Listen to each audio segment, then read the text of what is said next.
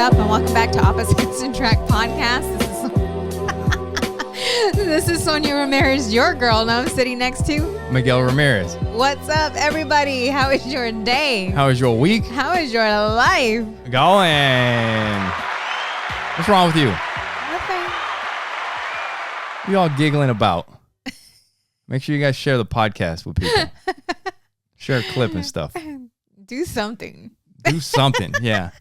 Go to our YouTube clips channel, find a clip that you like, and share it with somebody else. It helps us out. Go to our website, oppositesattractpodcast.com. Follow us everywhere at Opposite Pod.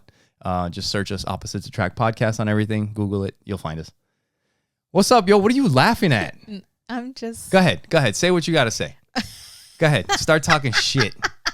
Because I know that's why you're laughing. You don't know nothing. I know that. You don't know nothing. Go ahead. You don't know nothing. Say what you got to say. You got Suck a hot on mic. your bottle. Suck on your bottle. What's up, yo? How you doing? I'm good. Chilling. Man. Drinking my chai tea. Yeah, I'm So drinking my yummy. chemical water. Yes. Full of all kinds of... Yeah, anyway. So what's up, yo? We had another amazing week. We just got done with a jiu-jitsu tournament yesterday. I did. And then we're headed to Huntington Beach next week.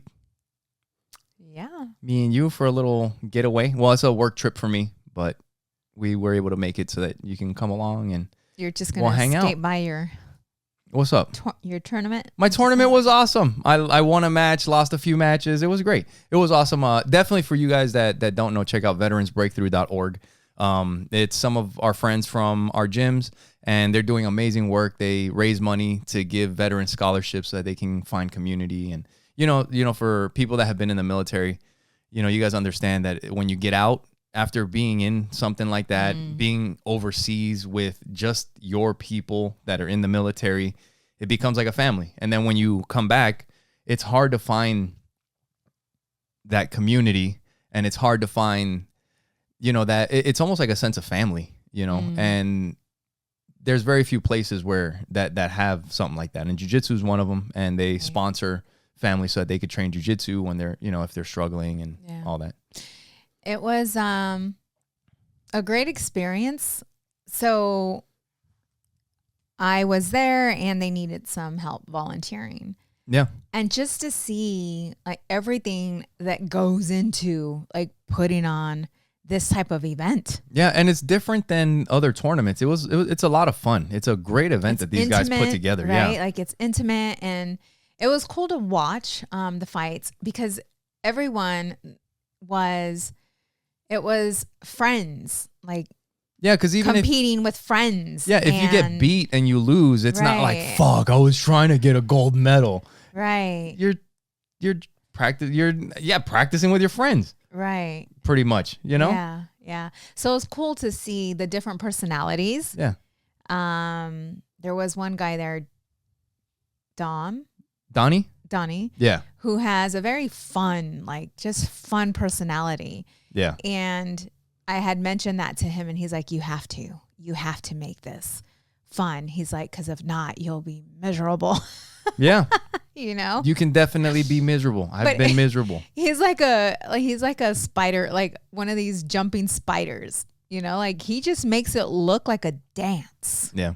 You know? But yeah, you're able to see, you know, just all the different personalities. Yeah.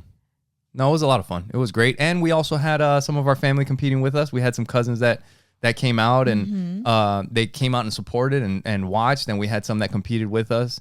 They also did great. So yeah, it was an awesome event. And then last night, we went and watched the fights with them. We watched the Tyson fight, saw Tyson's ass on screen. Dude, that was fucking insane.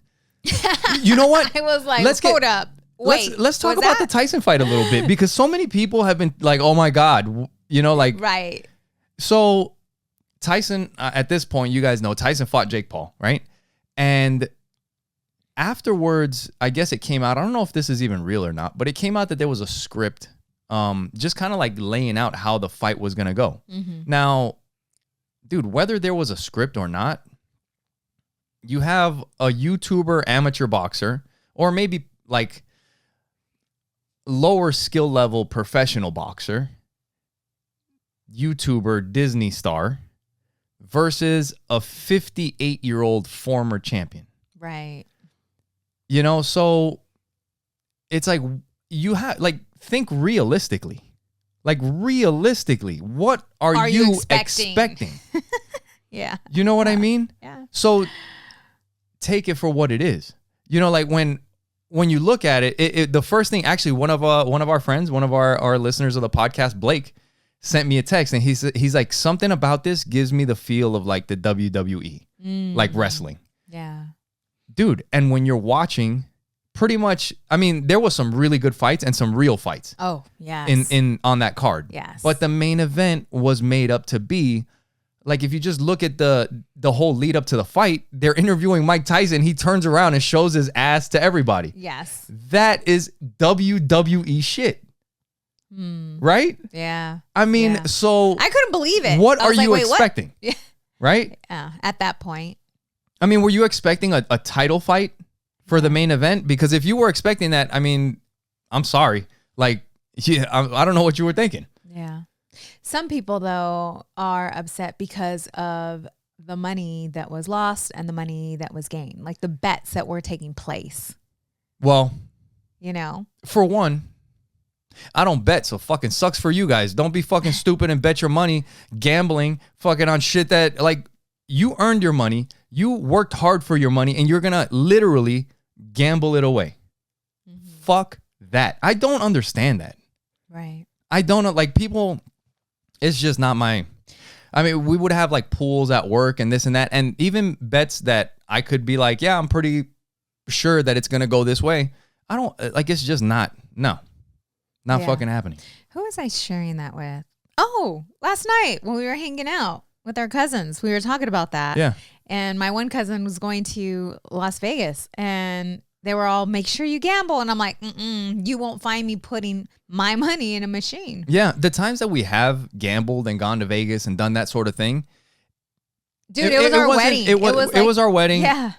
And that was probably the time that we spent the most money gambling. Yeah. And it was the money that we won that we played with. After getting married and spending all night out walking from casino to casino and gambling here and there and getting drinks all night. This is back when they used to actually give you a lot like drinks while you're gambling. Now. I don't think they do that anymore. What? Yeah, we really wouldn't know. In Vegas? Not as much as they used to. I don't think they do it like that anymore.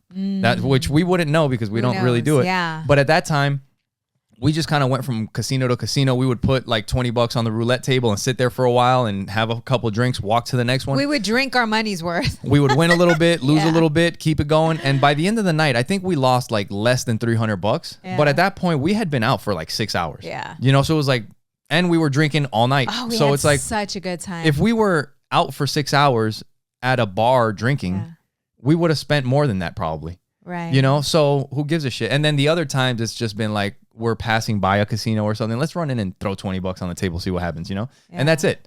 Yeah. But if you're gambling on this Tyson fight, like, dude, that's on you. And for one, if this thing was scripted, if it really was scripted, it should be illegal that they allow gambling on the fight.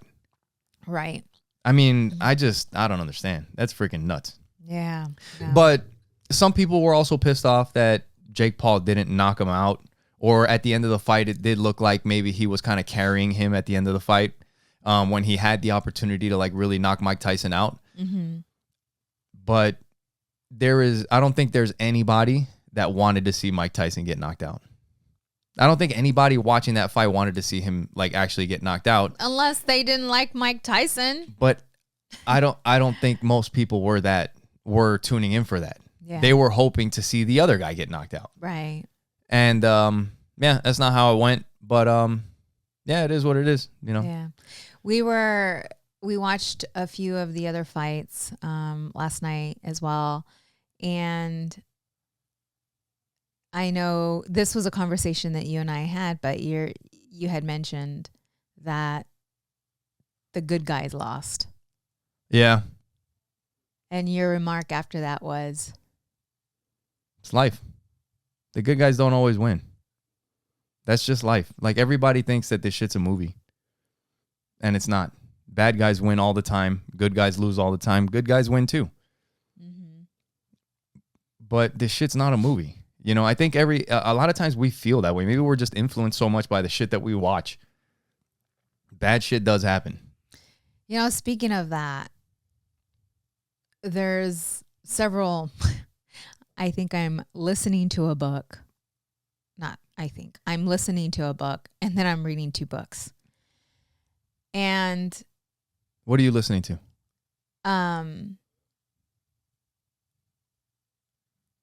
Well, I was listening to the book that you had recommended. 1984? Mm-hmm. Yeah, by George Orwell. So I was listening to that one.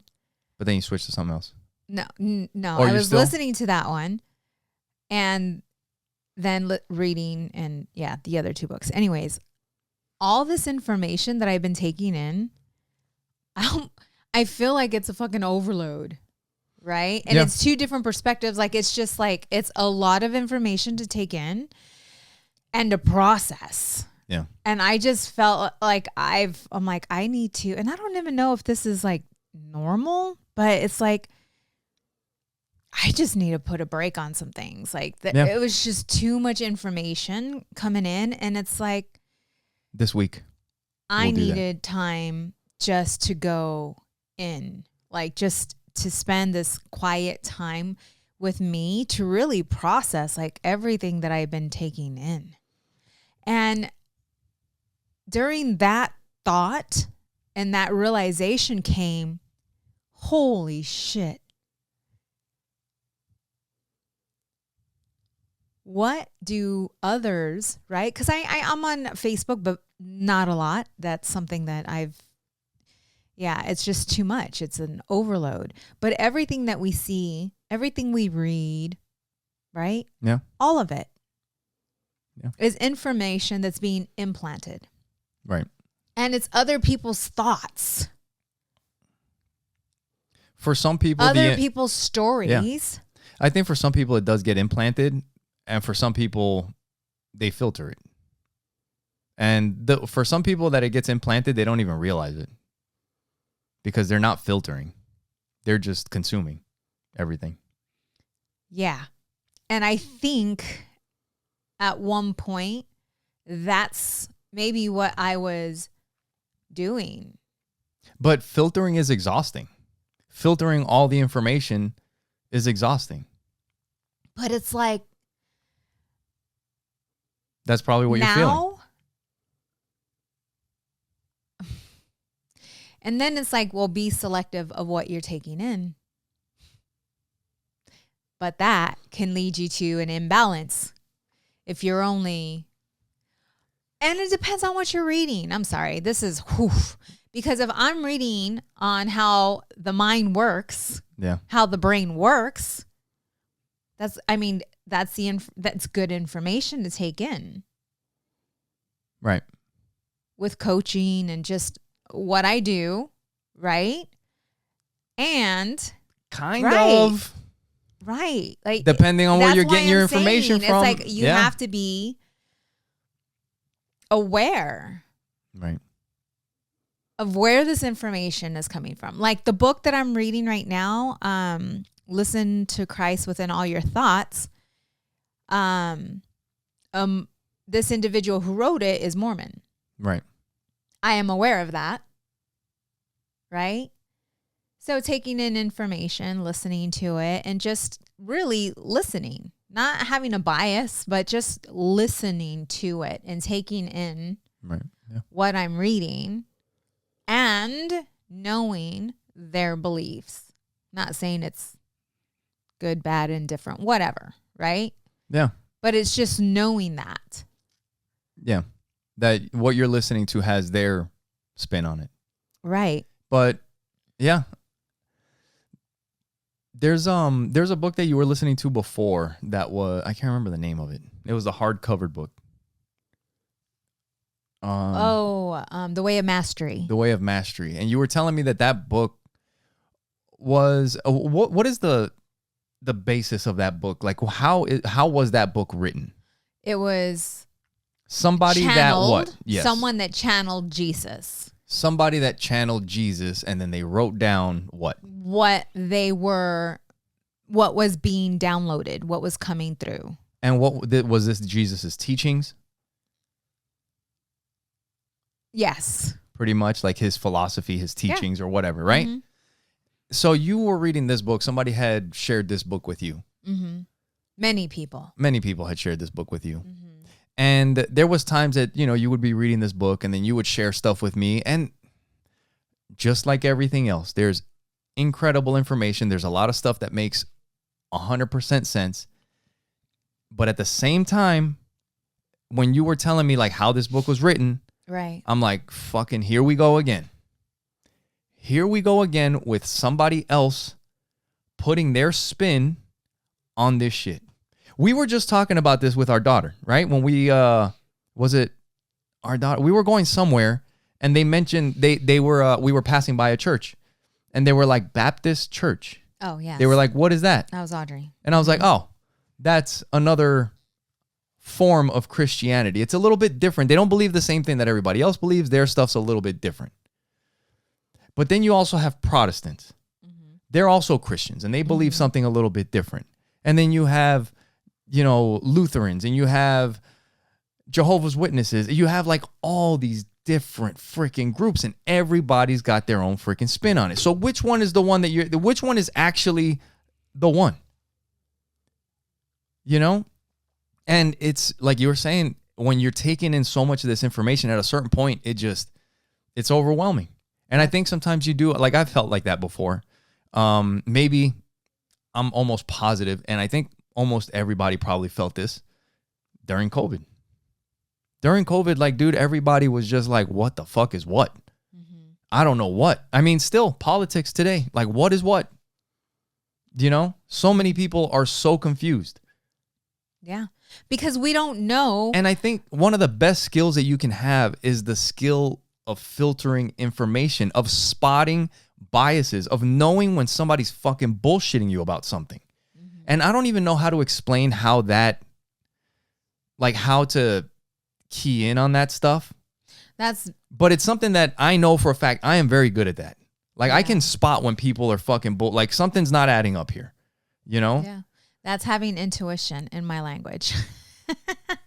Being very intuitive. Just before we started this podcast, I watched this clip with these guys that I like. I've shared their stuff with you. Pat McAfee, the football guys, and they were interviewing one of our favorite football players, Aaron Rodgers, and somebody had tweeted out a stat about another football player that he threw 7 interceptions in the last whatever anyway. And somebody tweeted it out, and then during this show, Aaron Rodgers said, "Hey, is this true? That so-and-so, this, and this?" And then somebody else on the show was like, "Yeah." And then they just started talking about it. Mm-hmm. Turns out that the person that tweeted it fucking made it up. They made it up and posted it. And then after they posted it, they said, "This is how easy it is to spread fake information." Literally put that out there. The show had to go back and make a statement about the fake information that they put out. Yeah. Now, one thing that they were talking about on that show is, this is football. Who gives a shit? Like, it's not that big of a deal. Yeah. But where does this happen with information that's actually important? Yeah, exactly. Yeah. So you got to be careful, like what is what? Yeah. Yeah.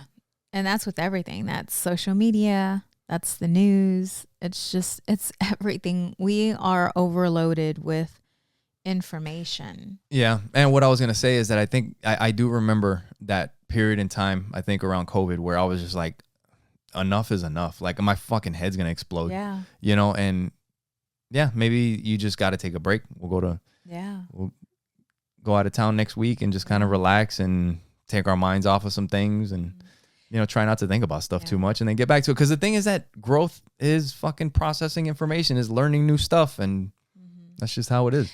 But what I did notice is that when I was feeling this overload, it's the time where because normally I get up early, I meditate, go to the gym. For the past week and a half, it's been a struggle to get into the gym, right? I think last week I only went twice. Yeah. And I didn't meditate that entire week. Like, I meditate in other ways, but sitting in meditation in stillness, I have not. And that's when I started to feel overloaded, right? Because a lot of times when I go within and I'm in that place of stillness, I'm able to sit with myself and know that everything like within is complete, like is whole. Because I started questioning some things. I started to question things like, is it kind of like a calm oneness? Like, I don't know. It's kind of hard to like with the meditation. It seems like it would, without it, like life, your brain, your thoughts, like everything is scattered. And this kind of helps keep everything together. right. Like, I don't, yeah, it's kind of hard to explain. Yeah. It is, especially if you haven't experienced it.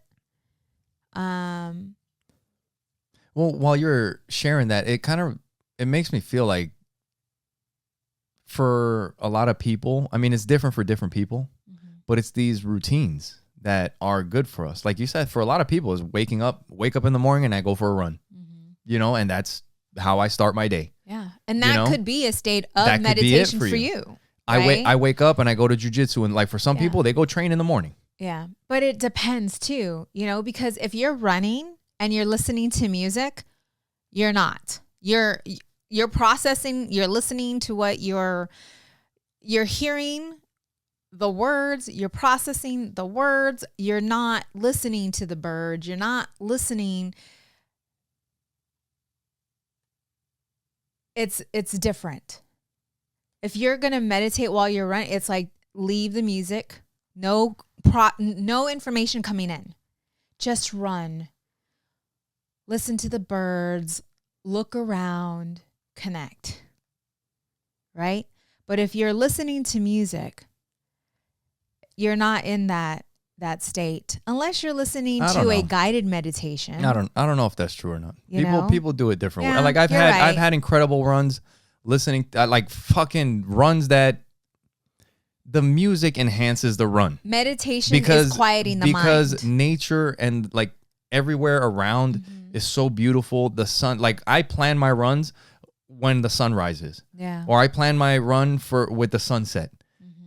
And I'll put my music on, and as much as I used to say that I didn't like running, I fucking love those runs. Yeah. So, what's running through your mind when you're running? Gratitude. So, okay. Yes. Okay. Like how incredible this moment in time is. Okay. How incredible I feel right now. The mountains, the sun hitting me, the trees that I'm running under. Yeah. You're not thinking about your to-do list. You're not thinking about what you have to get done for the rest of the day. So that's the difference, is that. So if you're in that state, I might run to the music, like, the mind. You know what I'm saying? When you meditate, you're resting the mind. Right? Dude, is this, I don't know if this would be the same thing. Maybe this is different. Yesterday, after the tournament, I went to go pick up our nephew on the other side of town, an hour and 10 minutes away. There was traffic, so it was even longer. So, dude, yesterday I stopped on this side of town, got gas because it was a long drive, and then I just started driving. I cranked up the music. It was like so beautiful out yesterday. The weather was perfect, like perfect to the point where you don't need AC, you don't need heat. You open the windows, just let it breathe, let the wind come through the car, and it felt incredible. I'm wearing a hoodie. I put my hoodie up while I'm driving. I had my sunglasses on. I turned the fucking music up, and I danced from here to fucking the other side of town. Literally dancing in the car, fucking the whole fucking way for an hour. Not thinking about shit except for the music, singing the music, trying to make sure that I'm not going to fucking crash into anybody. Because, you know, like I'm having fun, but I'm also paying attention. But at the same time, there's a car that's like going by me. And I don't know if they were behind me. And they must have seen that I was just like, you know, do it. And they fucking look over and like gives me a fucking thumbs up. Like, and I'm like, cool, thanks. Like, whatever. Yeah. You know, but it was a very similar feeling to running with the sunrise. I wasn't thinking about anything. I was just enjoying the music, enjoying the wind, enjoying my car, enjoying the drive, enjoying the day. That's it. That's it. Yeah, that's it. I had that same moment from that one time that I went to go help out my friend, and I'm driving this old ass car and the fucking Lamborghini goes by or whatever. Like I'm driving in my car, having a blast, just dancing, singing, driving. And there's this fucking convertible Jaguar something that pulls up next to me. I'm like, holy shit, that thing is nice. Yeah. You know, but I'm like, life doesn't get better than this right now for me. This is fucking incredible. You know what I mean? Like, and I don't know if that's, I think that's the same thing. That's not, you don't need, I mean, for me, sit in silence. I don't do that. You know, I mean, I guess I do sit. I sit with my own thoughts, but sit like and try not to have any thoughts. I don't know. Every once in a while, maybe. But for me, I have these moments. These are kind of moments of no thoughts because it's just moments of being. That's what it is. Yeah. Because there's not really thoughts. It's the thought every once in a while. The thought that does creep in is like, this is incredible. Yeah. I love life. That thought creeps in and then it's back to singing, back to dancing, back to running, back to smiling. You know? Yeah, and I think those are the special moments, man. You know, like I was talking about last week looking at Joey. Similar thing. Not exactly. You know, these other moments are kind of by myself, gratitude and all that, but it's a similar feeling. Yeah. When I look at you, I look at my hot wife, you know, look at my daughter, see how sweet they are. Look at our family, look at our friends, you know. Our dogs. Man. Just the other day, I was talking about one of my friends, man, and I was grateful for them, you know? Yeah. Yeah, that's it. That's those moments. How much money do you need for that? Right. How much stuff do you need for that? And because you weren't always that.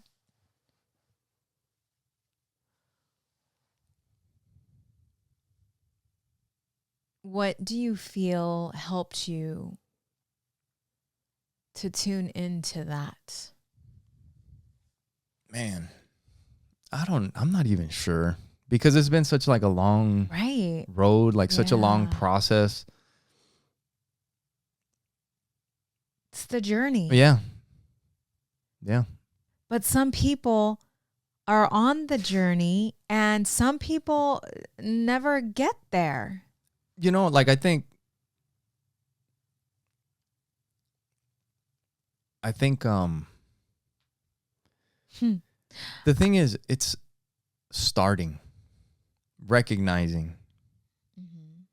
I don't even know because like that's what it is. Like I think in the past we've read this in books too. Like and we've mentioned it on here that sometimes your life is chaotic. You're always fucking thinking about shit. Your mind is negative. Like all this fucking stuff is happening. And every once in a while, depending on the person, you'll have a moment where something happens. Maybe your kid is born. Maybe you're looking at a waterfall when you go to someplace special. Maybe you're watching the sunrise in Hawaii. Maybe you're staring down at the Grand Canyon. Maybe you're in Sedona. Like you have just a moment that makes your brain fucking stop. Like when you're running and you see and you're watching the sunrise, right? And there are no thoughts. Satori is what it's called. I think it can happen randomly. And if you pay attention, you can make these moments happen more. And for us, because we're aware of them, we do make them happen more. Right. But even still, it's not all the fucking time. It's not like we're walking around in a fucking state of Satori all the time. You know what I mean? It's not that way. But you can become that. The more you focus on being. You can practice it. Yes. Yes. And the more you practice it, the better you get at it. Yeah. There's this movie. Is it a movie? Human? Is it a movie? It's like a movie documentary. Yes. That I watched. And I had the kids watch with me as well. And in the movie, it's almost like a documentary. There's this woman who says that and you've stated this before too, that when you have time, when you're not in survival mode, and you have time to really take a look and see and start to question and start to think, because you're not in survival mode anymore, that's when the bliss is born. It's when it's born, because you're able to have the time to think, to see, to be. Dude, I think it's free on Netflix. Is it on Netflix? It might be. I'm trying to find it. It's called Human, and it's by, let me see, I just found it. Jan Arthus Bertrand. It came out in 2015. No, it's an awesome documentary, and it really helps you to have empathy and realize that we are all the same. You know, we are all the same. It's free on YouTube. It's got 7.4 million views. It was posted 9 years ago. Okay. But there's people on there from all around the world. Yeah. Sharing their experiences. They ask them what does happiness mean to you? And some people, it's just knowing that they're going to have a meal. Yeah. Yeah, when we were watching that documentary, I shared with you a video that I had watched on YouTube where this guy's going and interviewing these people from a tribe. Mm-hmm. And like, it's always interesting to me, you know, because for somebody like me with my beliefs or non-beliefs, one of the things that I always think about is like, what do people in tribes believe? You know what I mean? Because that's probably different than people in societies because they're secluded. They do their own thing. Like what are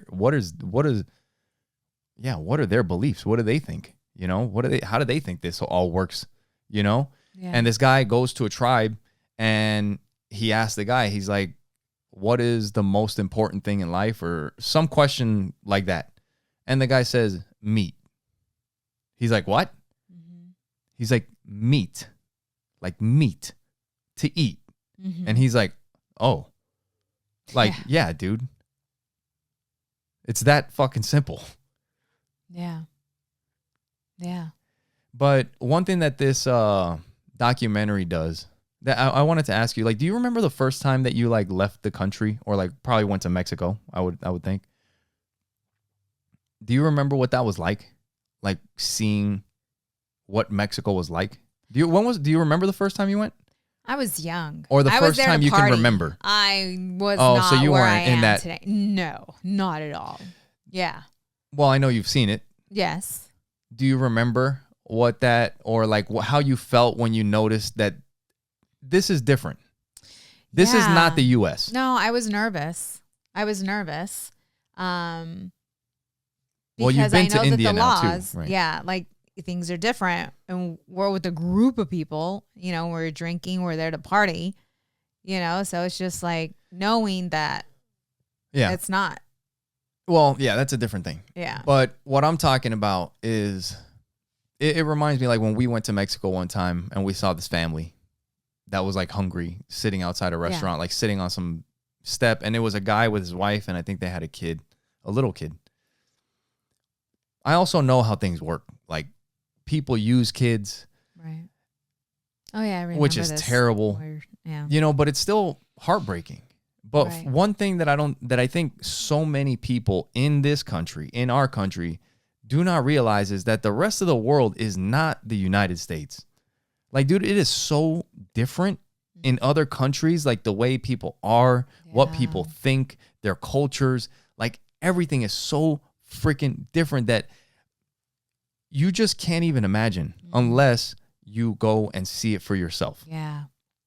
Going to India, when I went to India, that was the first time, especially being in the space that I was in, right? Yeah. Like, I was already in the coaching space and learning and growing and very aware that when I went to India, there was such a deep sense of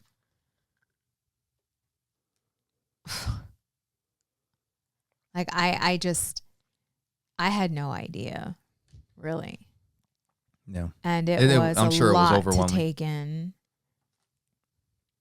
Seeing the things that I saw in the experiences, and seeing just like the women and children, and you know, like one thing that you could never even imagine that happens in other parts of the country other parts of the world is where parents, they'll sell their kids. yeah, and they will cause a deformity. Yeah, they will mutilate their children. Yes. So because they'll use the kids because the kids can beg for money. Right. Nobody gives money to adults. So they'll use the kids, and if you have a disabled kid, there's a better chance that you'll get money. Mm-hmm. So they'll mutilate their own kid so that they can make money for the family. Mm-hmm. Like, that's hard to even comprehend as an American. Right. Right. But you got to understand that these things are real in the world today, right now.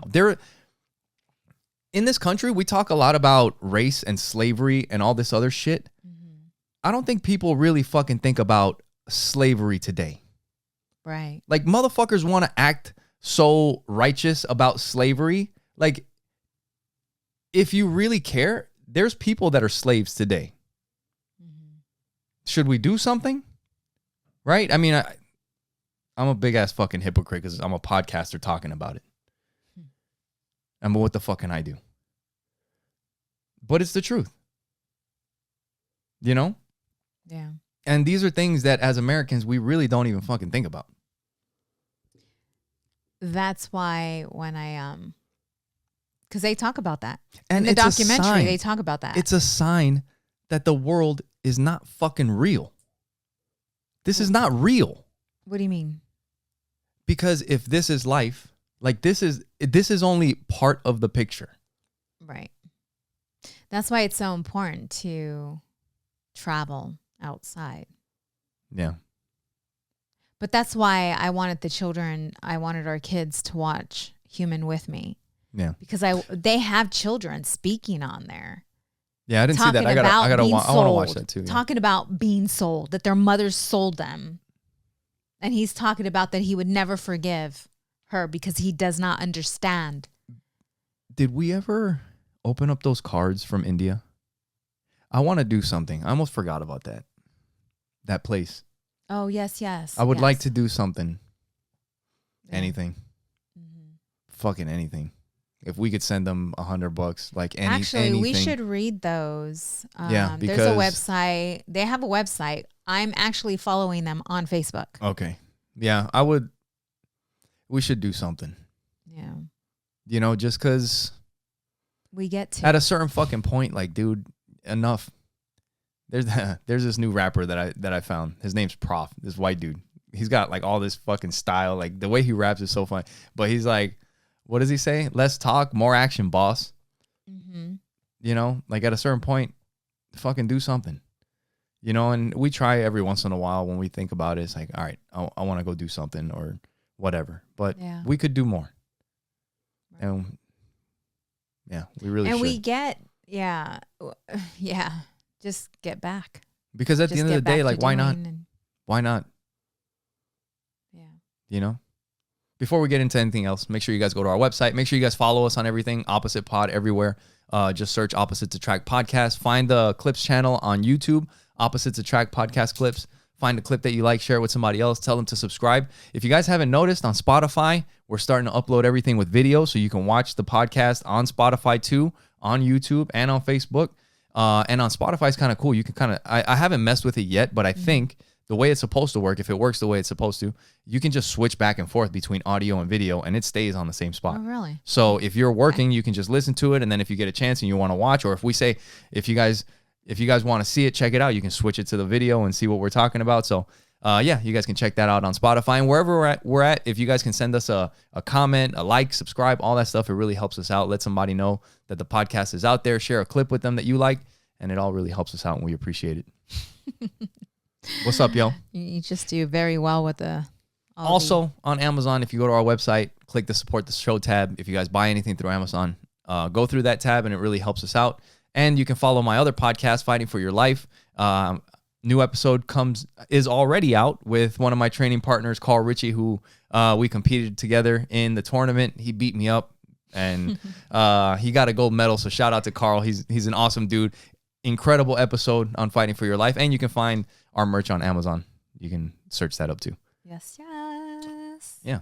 You can put a link, can't you, for the sweatshirts? And yeah, but if you just search Fighting for Your Life podcast hoodie, it'll pop up. But yeah. So dude, yeah, what's up? So Thanksgiving is right around the corner, dude. My mom's moving to town. She'll be here like pretty much on Thanksgiving. Freaking crazy, dude. Like this year has been kind of nuts. Like fucking balls to the wall, right? Balls to the wall. Do you know what that saying comes from? Most of you probably don't know what that is. That saying comes from airplanes. The throttle has a little ball, a knob, the throttle levers, they have a little ball on it. And when you push the throttle lever up to the wall, you're going as fast as you can go. You go balls to the wall. There you go. Yeah. You learned it here on Opposites Attract Podcast. Speaking of another saying that I wanted to bring up, but it has to do with something else. Was there anything you wanted to get into? All right. Well, there's something that I've mentioned to you before. Something that I've talked about, and I guess it may be kind of controversial or something. I don't know. We could just fucking get into it because it's one of these other issues that's very complicated. It's very nuanced sometimes, and people sometimes don't understand it correctly. But there's been this issue, I guess, with police. Like I've noticed it. The job of police is to what? Like to protect the community. I mean, literally, isn't it protect and serve? Right? That's kind of how it starts, right? Protect and serve. That shit ended up turning into like harass and raise funds. And dude, it's crazy.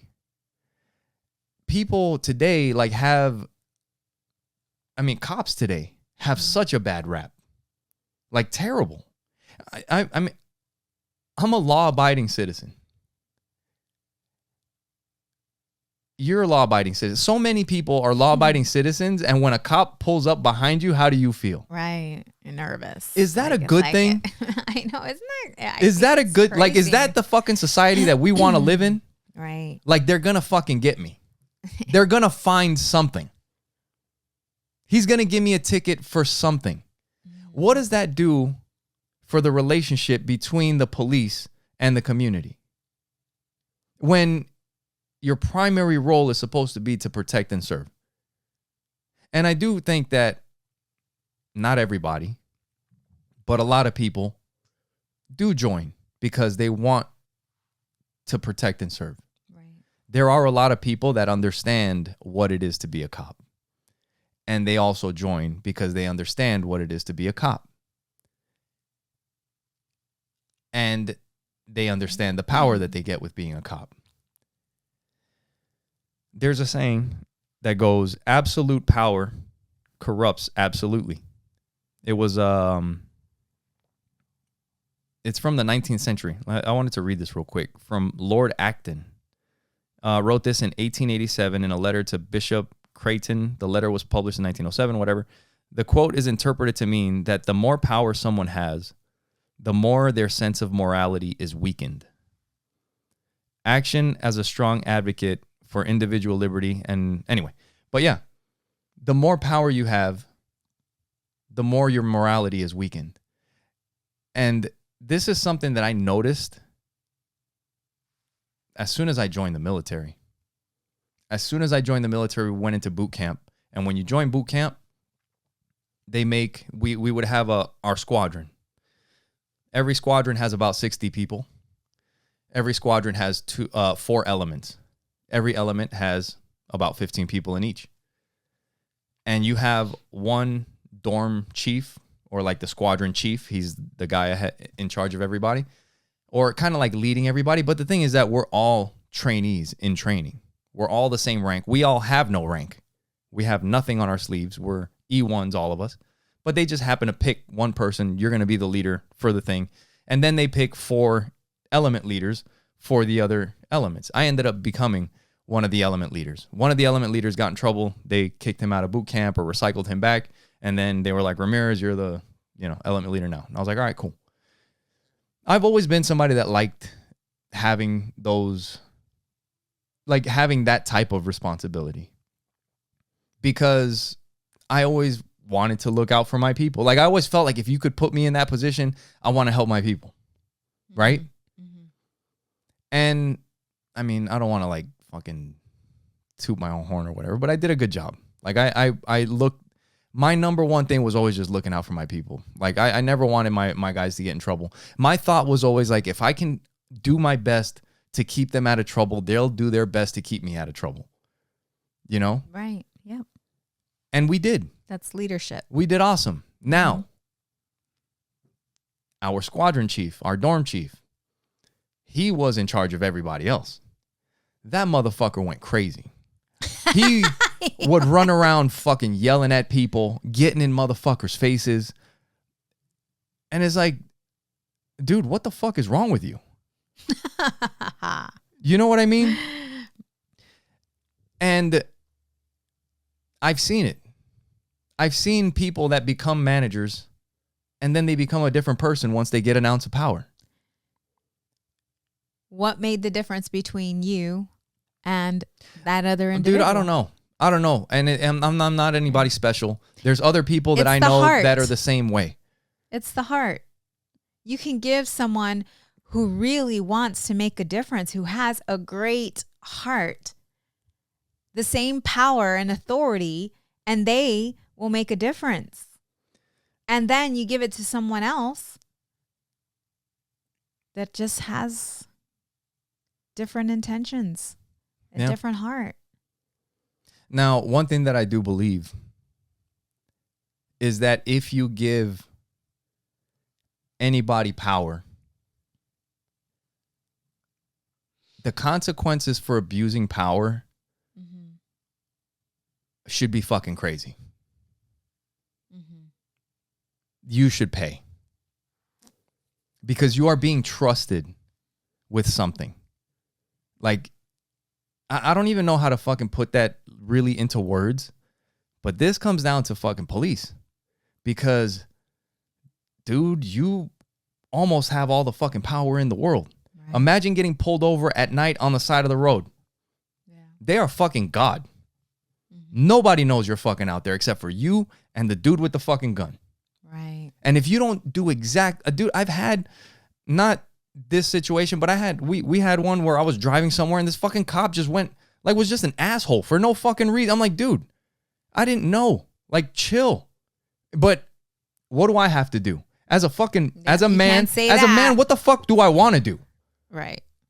Like, who the fuck are you to talk to me like that? I wasn't doing shit. Right. Right. And then what happens? I get the shit beat out of me. They call everybody, and a good guy gets the shit fucking beat out of him. Right. Yeah.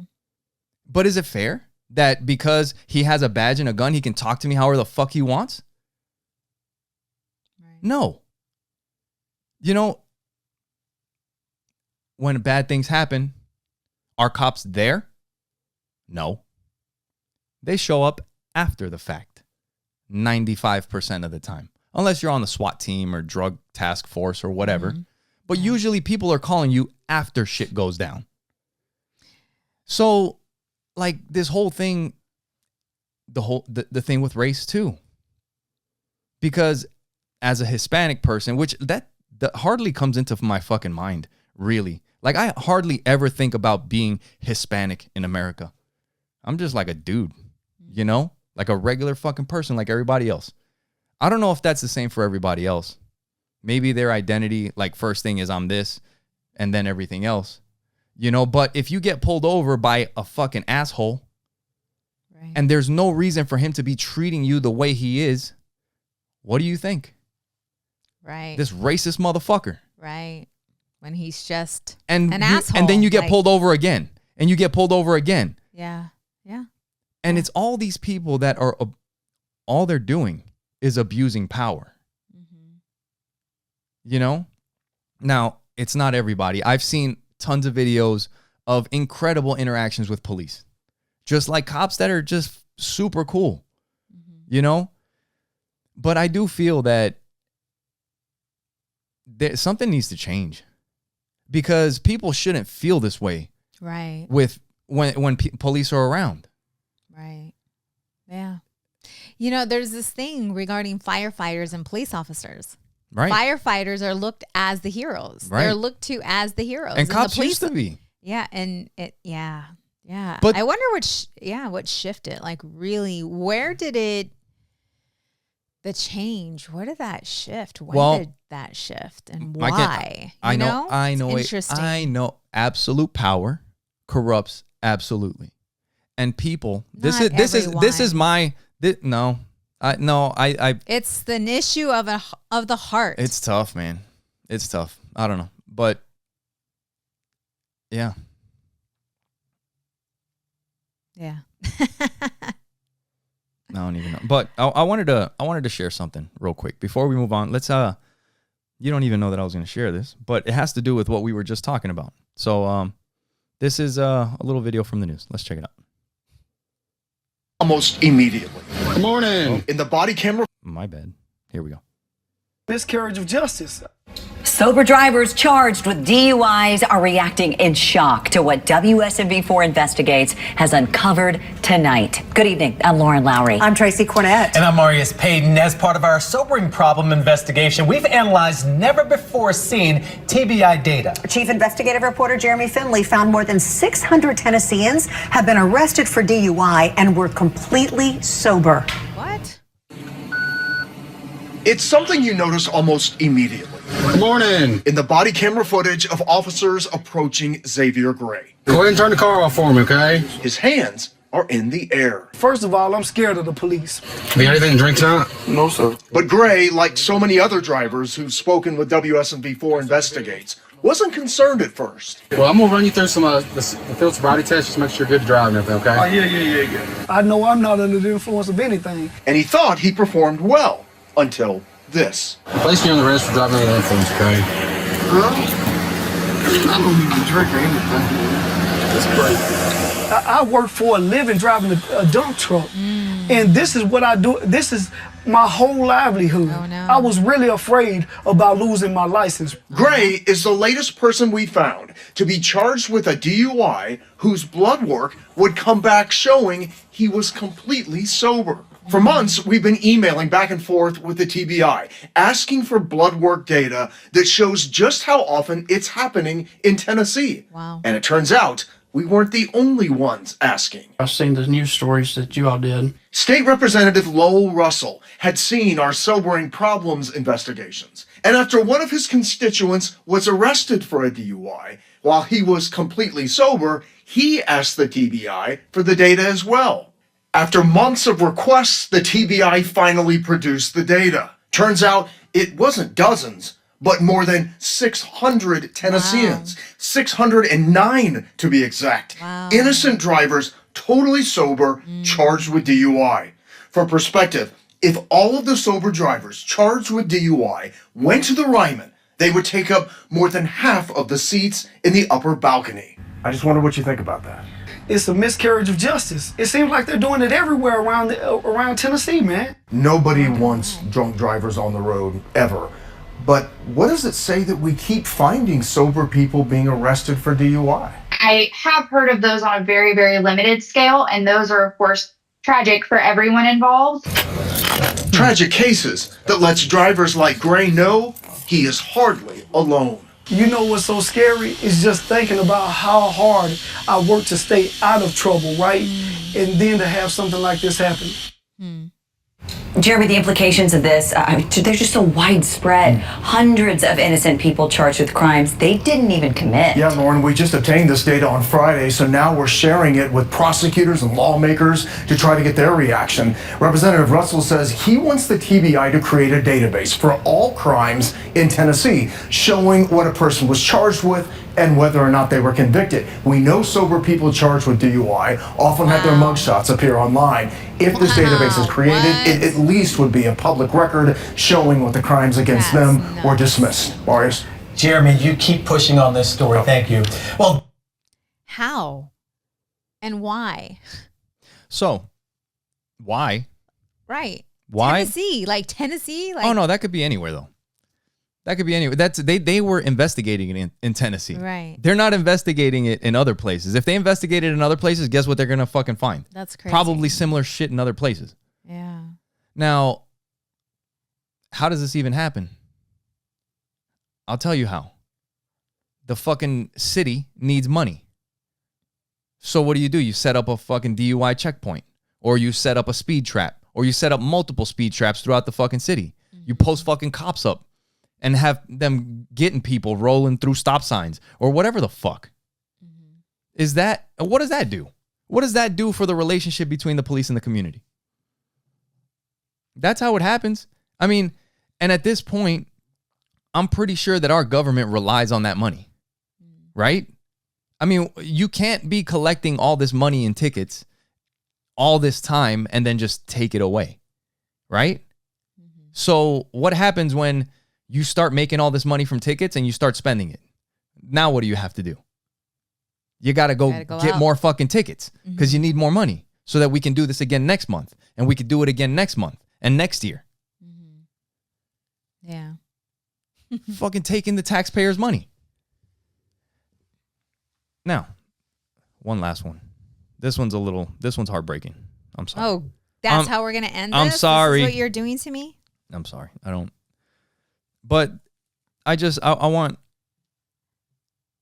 want this to just make sense here. Just into our newsroom within the past hour or so, we are getting our first chance to see that controversial police takedown of an elderly man, his family claiming excessive force. I want to warn you, this video is kind of tough to look at. Now, we told you last month that an Oklahoma City police officer was put on leave after the 70-year-old man was hospitalized.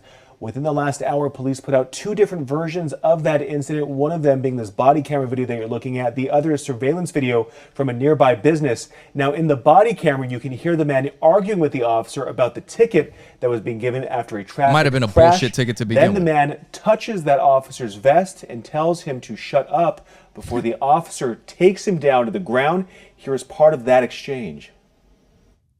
Yeah, that's what you're supposed to do. The way where your vehicle was located, your vehicle was not like that. Sit down. No. You sit down. Get on the ground. No. Sit. No.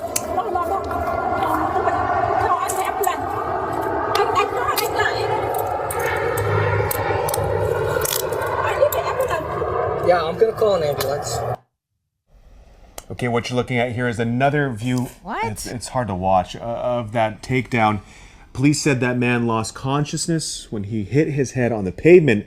The family says that man is still in the hospital nearly 2 weeks after this incident. We're going to be following up with this. We have much more coming up during our 6 o'clock newscast.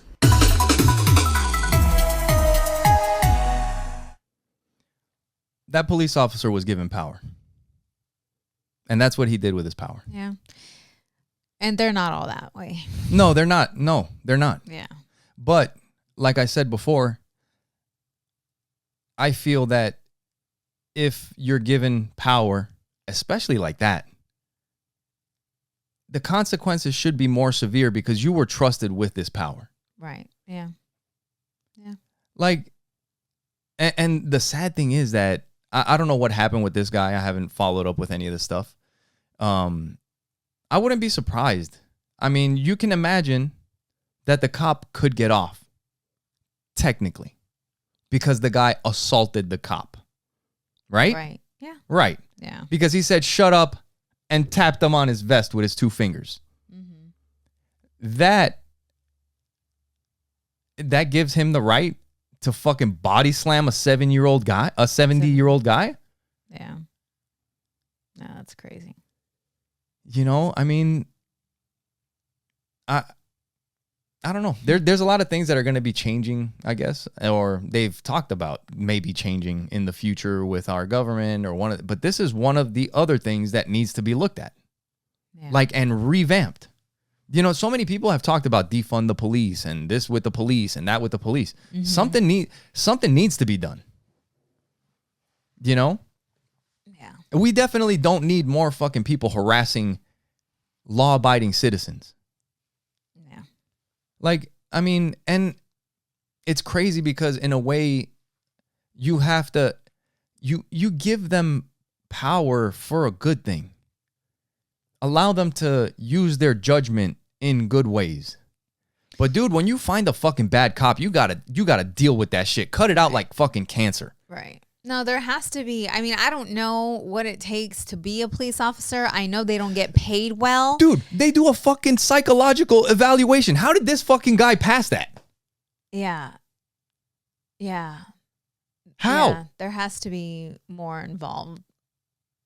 Yeah. Yeah, it's crazy. Yeah.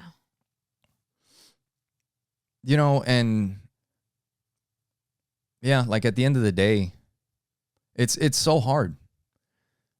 Like I've mentioned on here before. Like I've got my beliefs, right? And because my beliefs are what they are, I feel that I am an independent being on this planet. Like I should be able to do whatever the hell I want to do. Like who has authority over me? Like, because when you really look at the world that we live in, everything is fucking made up. Everything is made up. Countries are made up. States are made up. Zip codes are made up. Cities are made up. Laws are made up by people. Right. Mm-hmm. Like we have what we feel is right and wrong. And I can judge that on my own. I don't need your fucking laws.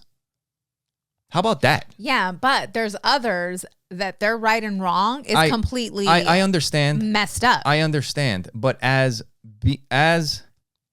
a free-thinking being on this fucking planet, nobody should be able to tell me what the fuck to do. So if that was the case for everybody, what kind of world would we be living in? Well, I would just hope that we could fucking work together and not be assholes. You know? Right. But I don't know. The truth is, there's a lot of assholes out there. You're just true. talking about you give someone power and what it creates. Absolutely. No, and I've also said you get enough people together and they'll fuck shit up. Right? That seems to be true too. That's my own saying, right? Put that on a fucking t-shirt. You know what I'm saying? Like, that seems to be what it is. You get enough people together and it could be a good cause. Try it. Fucking Red Cross. They got some shady shit in their past. Yeah. The fucking, what's the cancer? Susan Komen cure for cancer or whatever. They got shady shit going on too. I'm sure it started out great. You get enough people together, they'll fuck it up. Trust me. Yeah. There's a lot of hurt people in this world. Yeah. I'm just saying what it is. It is what it is. Mm-hmm. You know? Yeah. But I think the only way I do think that maybe we're getting to a point where something's gonna have to change because everything is so corrupt. volatile. Everything is so volatile right now. Everything is so sensitive. right? The tension in every fucking area of life, which is kind of, I guess, what, people are kind of like looking at everything that's going on and revisiting and changing the way shit operates, I guess. I don't know. Yeah, it's pretty crazy. And with that, make sure you guys go to our website before we get taken down and send us your name and email. This is another one of those that could get us taken down. Dude, no, before I get out of here, though, I don't want to make it seem like I do have friends that are police officers, that have been police officers. I know that there's a lot of incredible police officers out there. There's a lot of people that, I mean, they would give their own life to help to protect and serve their community. And it's not just police officers. There's bad apples in every tree. Yes, but when you are a police officer, right, when you are in that line of work, there is you have to have a higher standard. Right. You have to have a higher standard, and there has to be higher consequences for abusing that power. Right. And if there's people around, they got this thing called the fucking thin blue line or the code or some fucking shit. Fuck that shit. Yeah. How about that? That all that is fucking keeping crimes secret. Right. That's what the fuck that is. Right. Yeah. So, shout out to all the good cops out there. The ones that actually go out and help and protect and serve the community and make a difference in people's lives. I mean, there's so many, the ones that, they work at the schools, they interact with the kids. They are needed, Right. So, yeah, it's not all that way, but there's a lot of work that can be done. And with that, make sure you guys go to our website. Every area. Yeah. And help us out, share a clip with somebody else. Make sure you guys go and check out our other podcast. Sonja, you got some retreats. What do you got going on right now? Yes, so our retreat's going to be May 1st through the 4th. So that's Thursday through Sunday. And I am currently doing some gifting sessions as well. So if you're interested, reach out, let us know. All right. Yep. And you can just find us, send us a message on any of our social media. Just get a hold of us, and then we can get you hooked up with Sonja. Yes. But yeah. Thank you guys for your love. Thank you for your support. And thank you for watching Opposites Attract podcast. Where we get better together. Bye.